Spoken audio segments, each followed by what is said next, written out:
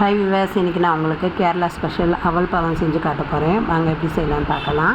இந்த டிஷ் எல்லாத்தையுமே ரெடி பண்ணி வச்சுட்டு நீங்கள் அதை அடுப்பு பற்ற வைக்கிறதுக்கு முன்னாடி ஒரு பாத்திரத்தில் தண்ணியில் அவலை ஊற போட்டுக்கோங்க. போட்டுட்டு ஜாரில் தேங்காய் சில்லை சின்ன சின்னதாக நறுக்கி போட்டுக்கோங்க. போட்டு அது கூட ஒரு 2 ஏலக்காய் போட்டுக்கோங்க. போட்டு அதை நல்லா திருகி எடுத்து வச்சுக்கோங்க. அதுக்கப்புறம் நேந்திரம் வாழைப்பழம் அதை எடுத்துக்கோங்க. அதை தோல் எல்லாத்தையும் உரிச்சிட்டு அது நல்லா பொடியை நறுக்கி வச்சுக்கோங்க. அவரை டேஸ்ட்டுக்கு தக்கன பார்த்து நறுக்கிக்கலாம், இது நம்ம இஷ்டம்தான்.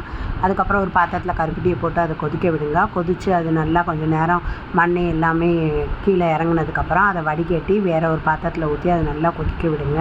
அது நல்லா இப்படி திக்காக வரணுங்க. நல்லா திக்காக வந்ததுக்கப்புறம் அதில் நான் நறுக்கி வச்சுருக்கேன் நேந்திரம் பழத்தை போட்டு அதில் கிண்டணும். கிண்டினதுக்கப்புறம் ஏற்கனவே ஊற வச்சு வச்சுருக்கேன் அவலை தண்ணி இல்லாமல் எடுத்து வச்சுக்கோங்க. வச்சு அதையும் இதில் போடுங்க. போட்டு நல்லா கிண்டுங்க.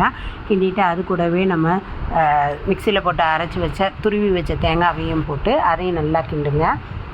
கிண்டிகிட்டே கடைசியாக இறக்க போகிறதுக்கு முன்னாடி கொஞ்சோண்டு டேஸ்ட்டுக்கு நெய் ஊற்றுனீங்கன்னா இது செம்ம டேஸ்ட்டாக இருக்குதுங்க. அந்த நெய்க்கே சூப்பராக இருக்குது.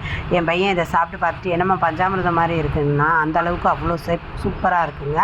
இது எப்படி இருக்குன்னு நீங்களும் வீட்டில் செஞ்சு ட்ரை பண்ணி பாருங்கள். இது பழங்கள் நேந்திரம் பழம் உடம்புக்கு ரொம்ப நல்லது, ஆரோக்கியமும் கூட.